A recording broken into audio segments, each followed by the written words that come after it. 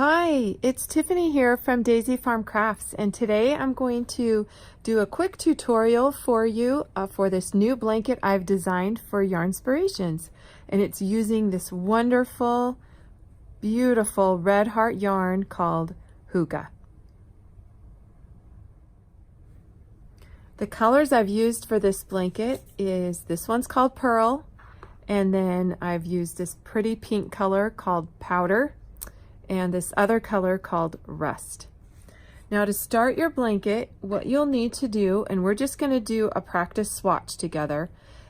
The pattern repeat is 10 plus 6 plus 3 for your turning chain. So you can make this blanket any size you'd like by multiplying any number times 10 and then adding 6 and then adding 3 for your turning chain. So I have 29 chains here. And what you'll do is, starting with this pearl color, the cream color, is that you will double crochet in the 4th chain from the hook. So we don't count this one. Start here with 1, 2, 3, 4. Start with the 4th. Just a regular double crochet. So if you've never made a double crochet, let me show you. I just yarned over. I insert my hook into underneath that top loop.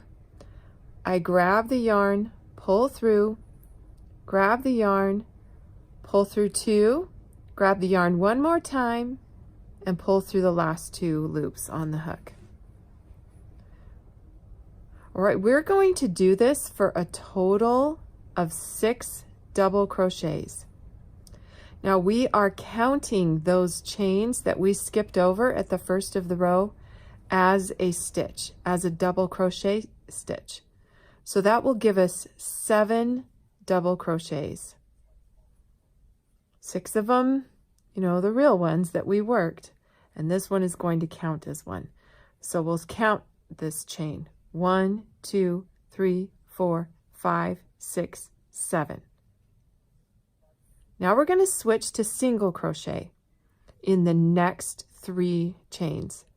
So just insert your hook, yarn over, pull up a loop, yarn over, and pull through 2 loops. Let's do that again. Insert your hook, pull up a loop, yarn over, pull through 2. One more time. Now let's go back and work 7 double crochets.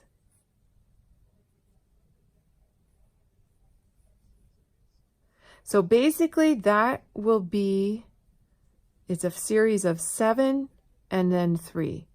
And you'll see how we get those little circles of color though, after we've worked 2 rows of this in the pearl.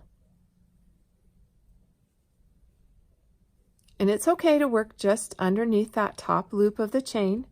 That's perfectly fine. 1, 2, 3, 4, 5. I've worked 5. Here's number 6. And I'm hoping you can see this okay. And here's number 7. Now we'll work the next 3 all single crochet, and really the only difference between single crochet and double crochet is you don't start the stitch by yarning over, just directly insert your hook and then pull through 2. So I'm just inserting my hook under that top chain, yarning over, pulling up a loop, yarning and pulling through 2. Just 3 times. Here we go, the final 7. Let's work these all double crochet.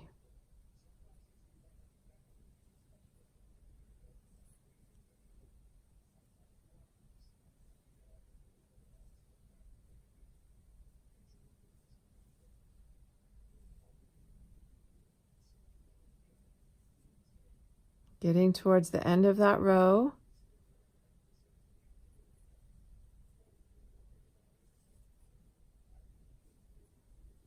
I'm going to show you how to turn. Let's double check that I did my chain correctly. Kind of didn't forget. Do we have 7 here? 1, 2, 3, 4, 5, 6, 7. Yes. Now we will chain 3 and turn. Just like a page in the book, turn your work towards you. Now, just like we started at the first, these first 3 chains will count as they stack up over this double crochet stitch of the row below. They're going to count as a stitch. So you'll yarn over, and we won't work into this first space. We'll work into the next space. And we will stack our double crochets on top of the double crochets from the row below. So we'll just have 6 of them here because that turning chain. All right, so we'll just have 6 double crochets here on these first, just because that turning chain does count as our first stitch. Just always need to remember that going forward so that you don't accidentally add stitches onto the sides of your blanket. Okay, now when we get to those single crochets, I'm pretty sure you guessed it, we're going to single crochet right into the tops of them. So we're kind of starting to get this little wave going. Single crochet for the next 3 stitches. Okay, why don't you finish the rest of the row, and I'll meet you back at the end and I'll show you how to add in our first color.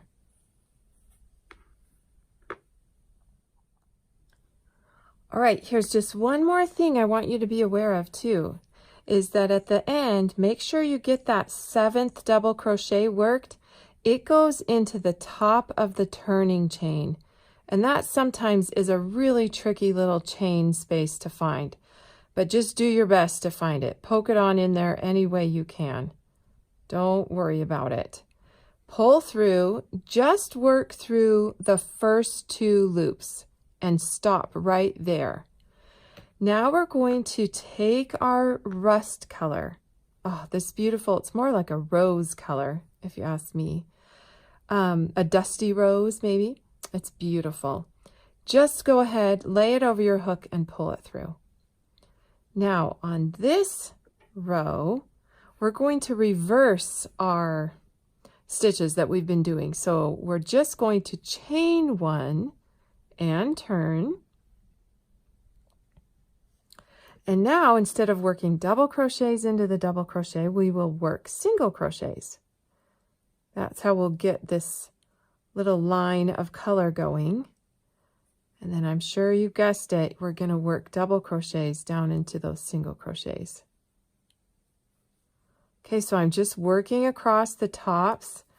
And if you noticed, my single crochet, I went ahead and went right into that first space. That chain 1 is simply there to help you turn. That chain 1 does not count as a stitch like our turning chains of chain 3s did. Okay, I'm yarning over and working double crochet into the tops of those single crochet. Just such a fun little pattern to kind of, I think sometimes patterns like this help a beginner with really paying attention to counting and learning what stitches look like. Instead of just having, you know, a whole row of all the same stitch, at least you know that the last 7 need to be either single crochet or double crochet. And then that helps you to keep the sides of your blanket straight, because then you're not adding a stitch or missing a stitch.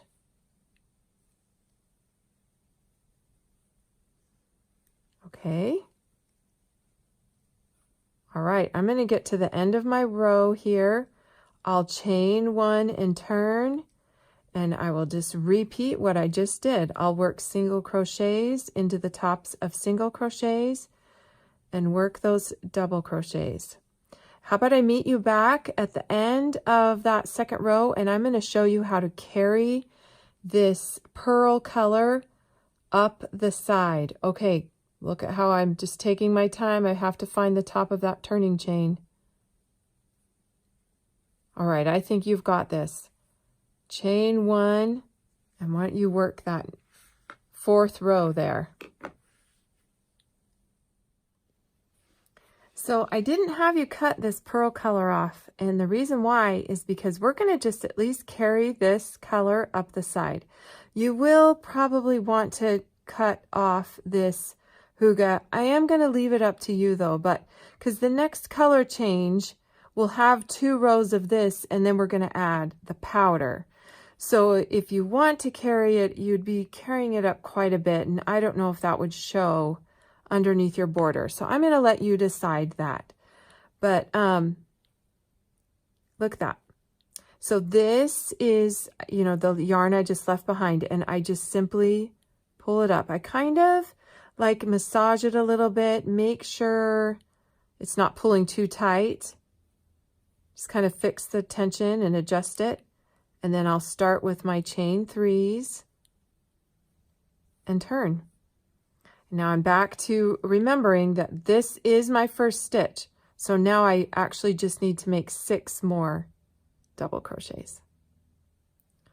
All right, you'll do 2 rows of this exactly like how we started the first 2 rows, and then you'll pull through with the powder, and you'll just keep alternating those colors, and that is basically the stitch. I think you've got it probably from here.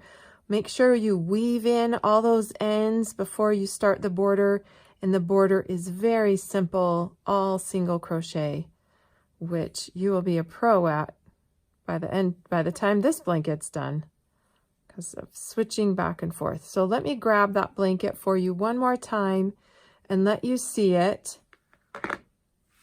See how these little circles, and then I think you'll really get a good idea of what it will be. Not beautiful. It is just so fuzzy and warm. I just can't say enough good things about how fun it was to work with this yarn. One other thing I loved about it is if I did make a mistake, it easily came out. And there's a lot of, sometimes yarns will stick on each other and it'll be really hard to pull apart, but it was just fine. And another thing that I loved was that it's easy to see where to insert your hook. So anyway, here's just 4 rows of single crochet. I think one more thing I'll do for you, because I get asked this a lot, and that is exactly how to weave in the ends. So I actually didn't finish this blanket all the way.